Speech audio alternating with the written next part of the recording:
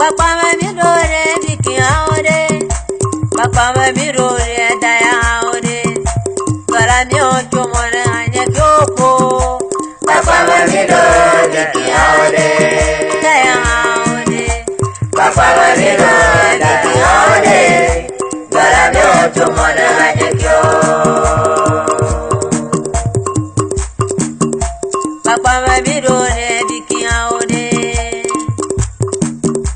Papa mami dore daya aore.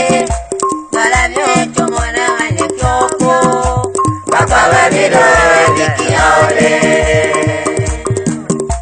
Papa mami dore daya aore. Para mi ocho mora anya kyoko. Sobra vida ba. Biki gachalo mato. Sobra vida ba. Daya gachalo mato. Biki awela tedi. Daya awela tedi. Wada mayu bakonu majwai. Biki awela tedi. Daya awela tedi. Wada mayu bakonu majwai. Kapa. Papa mami dore biki aore. Papa mami dore daya aore. Dora mi ocho mwana anya kyo. Papa mami dore biki aore. Papa mami dore daya aore. Para mi ocho mwana anya kyoko. Papa mami dore biki aore.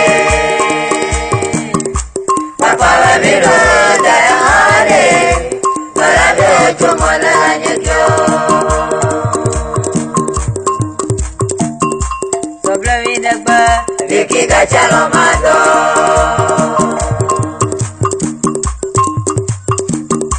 Sobra vida ba. Daya gachalo mato. Biki awela tedi. Daya awela tedi. Dora mayu bakonu majwai. Biki awela tedi. Daya awela tedi. Wada mayu bakonu majwai. Wow. Papa mami dore biki aore. Papa mami dore daya aore. Dora mi ocho mwana anya kyo.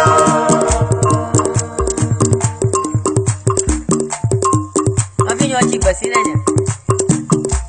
Abinya ochi basina nya po. Ya no vya ochi basina nya pa. Asobo ya proga toku ya vrema nukai. Marori asiko. Abinya ochi basina mwana. Abinya ochi basina mwana. Asobo ya proga toku ya vrema nukai. Marori asiko.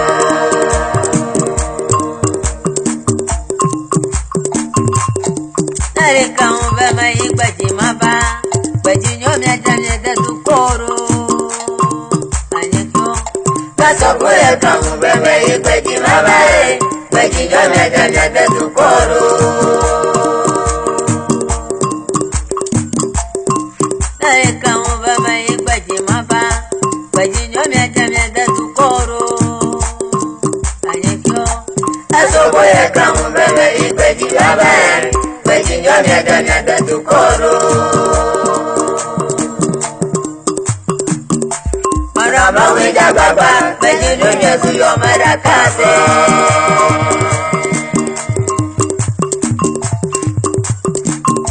Marama wija baba. Kweji dunye suyo marakase.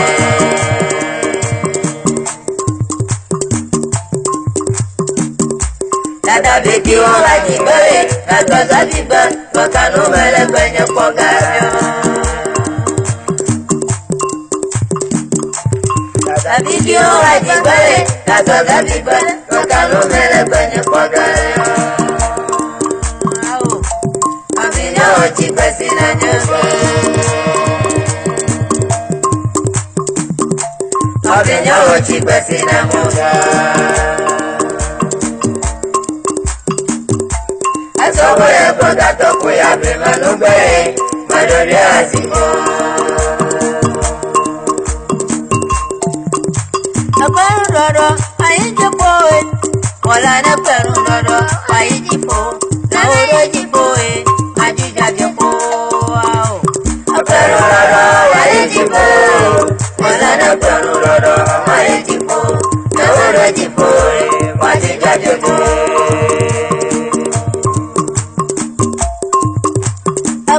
nono ayo jipo dela ne kwenu nono ayo jipo na oro jipo na jijabio ho kwenu nono ayo jipo dela ne kwenu nono ayo jipo na oro jipo na jijabio ho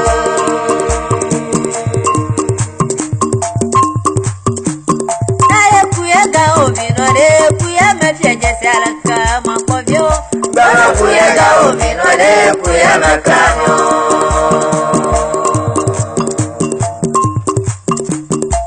akuyega uminore kuya mefeje saraka mapovyo baba kuyega uminore kuya makanyo enya wala mutololo nuyo mausidayo enya wala mutololo nuyo kidogo dayo kwenu nono ayo jipo dela ne kwenu nono ayo jipo na oro jipo na jijabio ho akwenu nono oro jipo wala ne kwenu nono oro jipo na oro jipo ajijabio ho kwenu nono ayo jipo dela ne kwenu nono ayo jipo na oro jipo ajijabio ho naye kuyega uminore kuya mefeje saraka mapovyo baba kuyega uminore kuya makanyo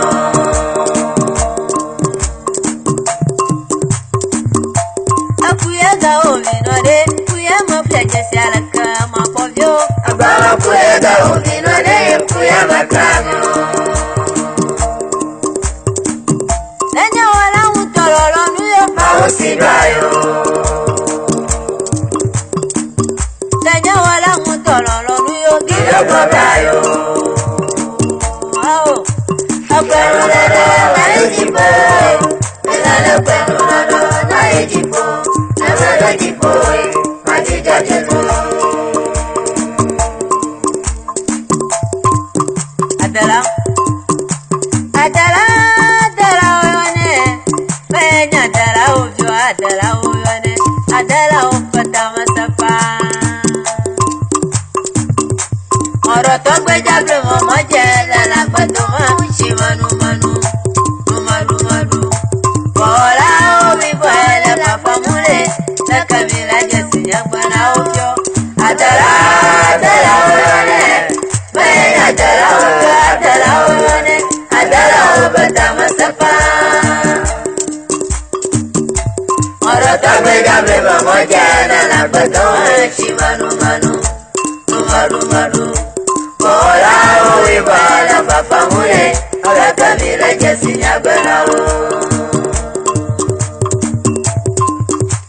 adala adala oyone penya adala ovyo adala oyone adala opata masapa oro to gbejabre momo je lala gbadoma shi manu manu manu manu bola obi boele mafamule la kamila jesi nyambana ovyo adala adala oyone penya adala ovyo adala oyone adala opata masapa oro to gbejabre momo je lala gbadoma shi manu manu manu manu bola obi boele mafamule la kamila jesi nyambana ale la bio fama fama juje mabinyo akama nya obofio oro nono la bio fama fama juje yeno nyo akama nya obofio ale la bio fama fama juje eno bio akama nya obokan oro nono la bio fama fama juje yeno nyo akama nya obofio apono ala Zugbato, ala no zugbato, wale mo ala no mala magbato maya.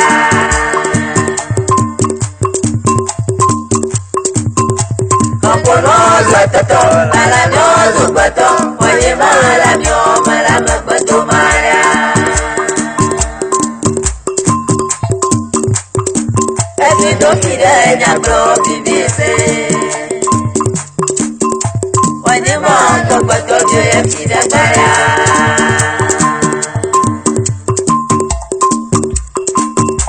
Tito fidenya bro bibise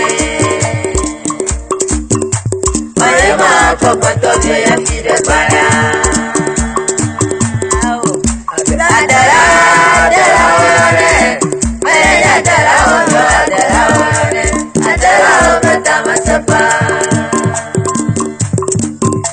Moroto bejabre mamoje Nana koto uchi manu manu Maru maru Mola ubibana papamure Rata vila jesinya kanao Adare Dala uyone Menya dala ubyo Adala uyone Adala ubatama sepa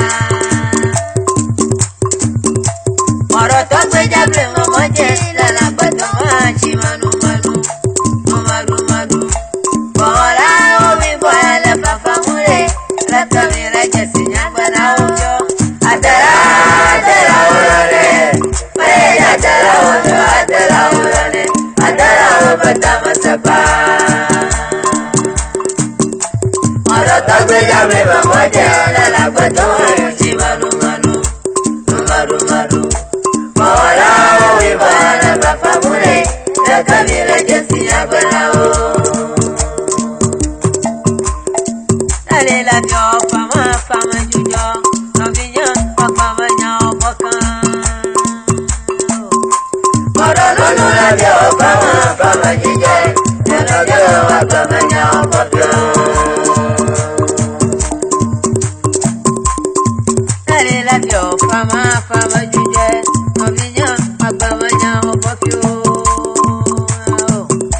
Morono no la vio fama jujo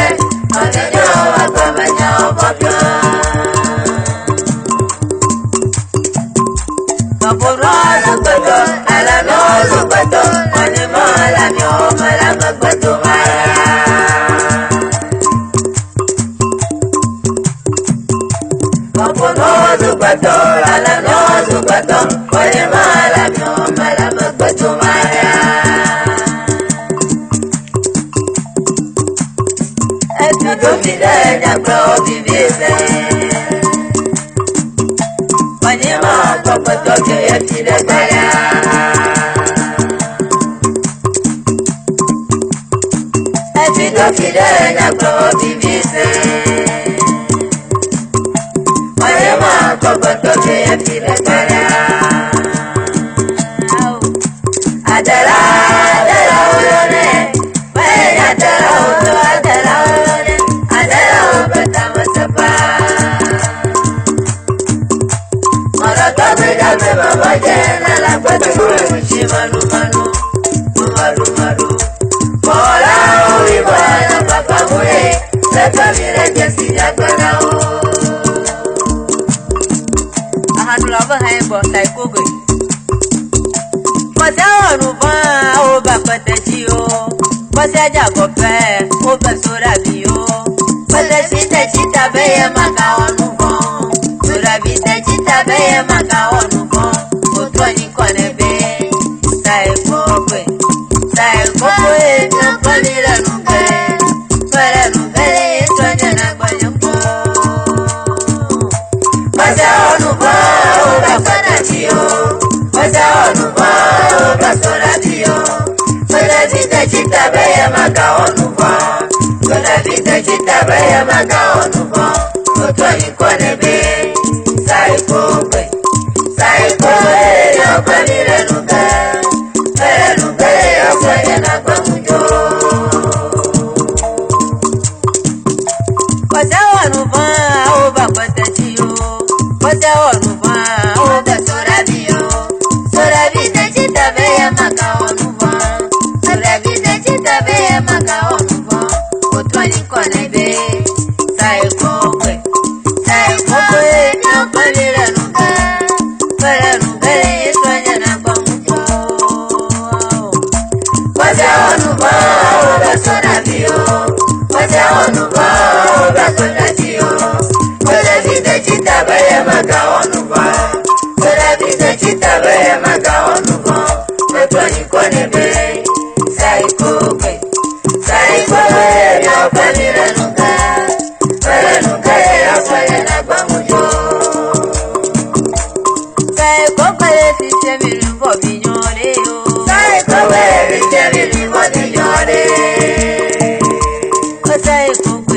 comiri vo vignore se.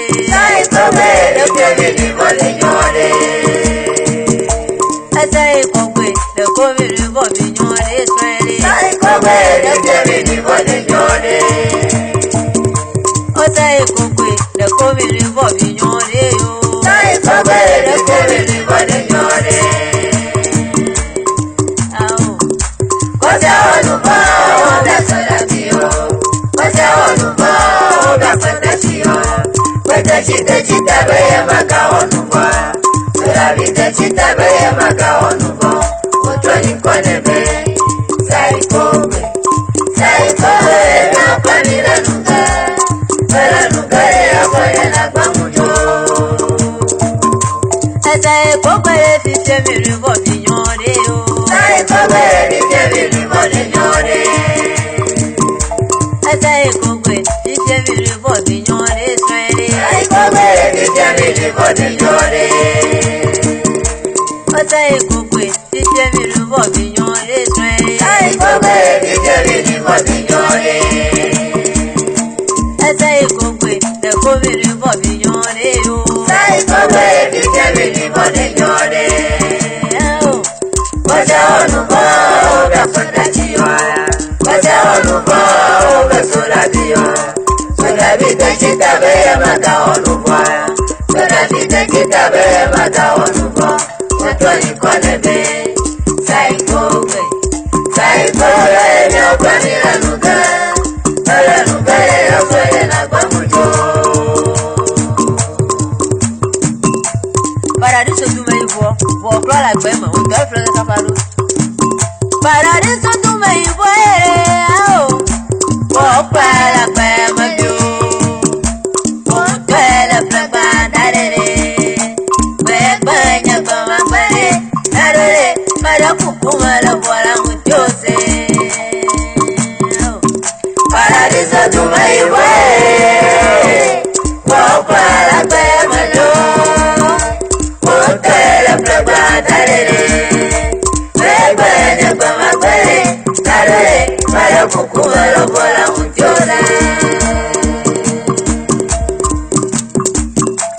Paradiso tu me ivo, vo pa la gbe mo jo. Vo to la fre ba darere. Be ba nya ba ma pare. Darere, para kuku ma la bola mu jose. Paradiso tu me ivo vo pa la gbe mo jo. Vo to la fre ba darere. Be ba nya ba ma pare. Darere, para kuku ma la bola mu jose. Nare bola ba, sina pra gbe mo ruga na ra po. Ikibe Paradiso tu me ivo la vere. Yana pra la gbe mo ruga na ra na. nare bola ba, sina pra gbe mo ruga na ra po. Paradiso tu me ivo la vere. Yana pra la gbe mo ruga na ra na.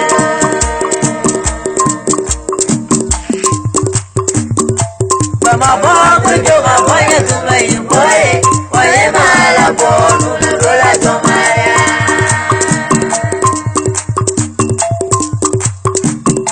Mama bongo joma boya tu me ivo Oye mala bonu na rola tomaya.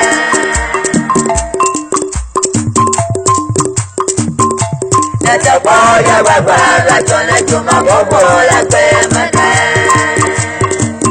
Kabiki dodo kasedi wowo badodola abina to bomuna.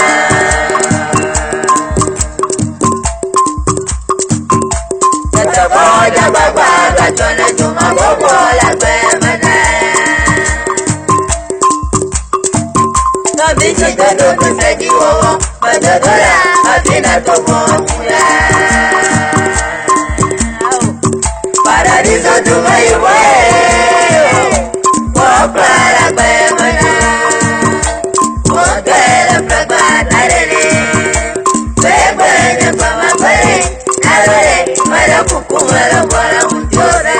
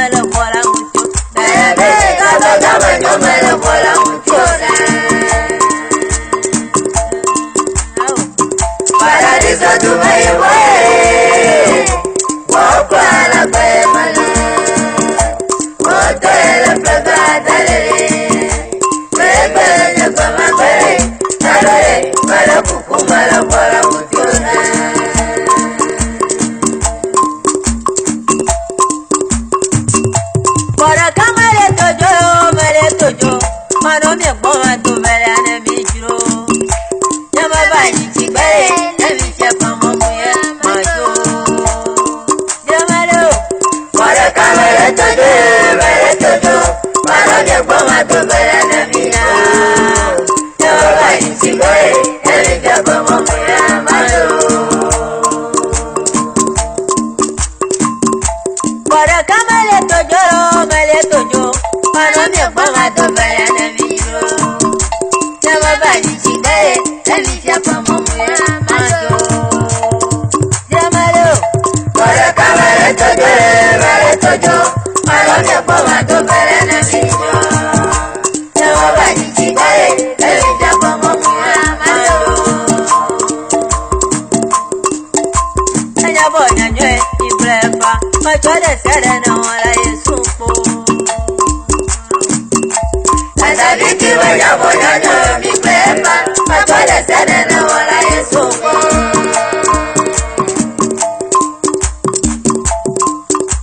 Anya bo nya nywe ibrefa. Ma chode sere na wala Yesu po. Asa biki wanya bonya nyo mi kwepa. Matwale sene na wala Yesu po. Egbe na popo na kure amesema nyatiti mana.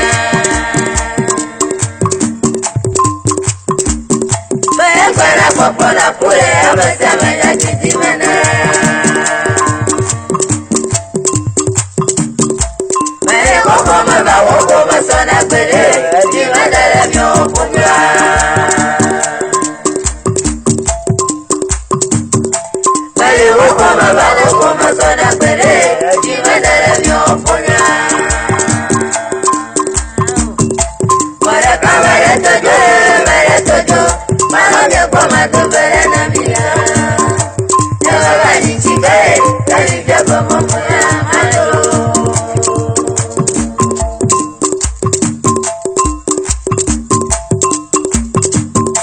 Mara kamere todo. Mano mi gboma to bere na mi juro. Nyama ba ni ti bere na mi se pamo muye majo. Jamalo. Mara kamere todo. Mano mi gboma to bere na mi ya. Nyama ba ni ti bere na mi se pamo muye majo. Nale bonya nyo mi brefa. Matwale sere na wala Yesu po. Asa biki wanya bonya nyo mi kwepa. Matwale sere na wala Yesu po. Niko benya bonya nyo mi brefa. Matwale sere na wala Yesu po. Asa biki wanya bonya nyo mi kwepa. Matwale sere na wala Yesu po. Egbe na popo na kure amesema nyatiti mana. Egbe na popo na kure amesema nyatiti mana. Mane woko maba woko masona kwele. Jimadere myo kumla.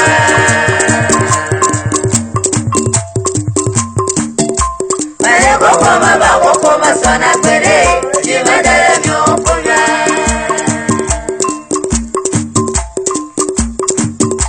Mara kamere todo.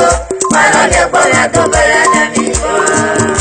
Nyama ba ni ti bere na mi se pamo muye majo. Nenda kwene wala mau. Nemenya yenyo he.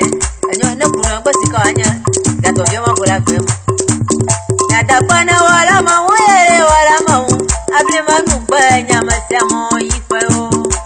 Akubwa sikare anyo jato byo mabula kwemo kwa. Nenda kwene wala Yesu. Able manu banya masamo ifeo. Kubwa sikare anyo jato byo mabula kwemo kwa. Nenda kwene wala Yesu. Able manu banya masamo ifeo. Kubwa sikare anyo jato byo mabula kwemo kwa. Nenda kwene wala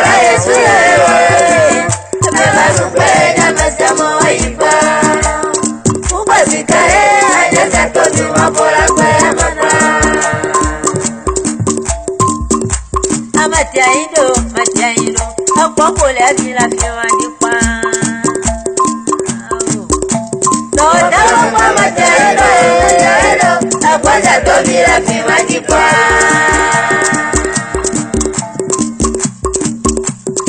Nare, Matiaido, akwapole avila fiwandikwa. Toda mwa matiaido, akwaza tobi la fiwandikwa. Awala mawene nyawo wade sadala dodonuja. Awala mawene nyawo wade sadala dodonuja. Akola joma, nobya bakwe ala joma na. Akola joma, nobya bakwe ala joma na. Nadakona wala Yesu Premanu kwenya masamo iba. Akubwe sitare anyata tobi mabola kwe mana.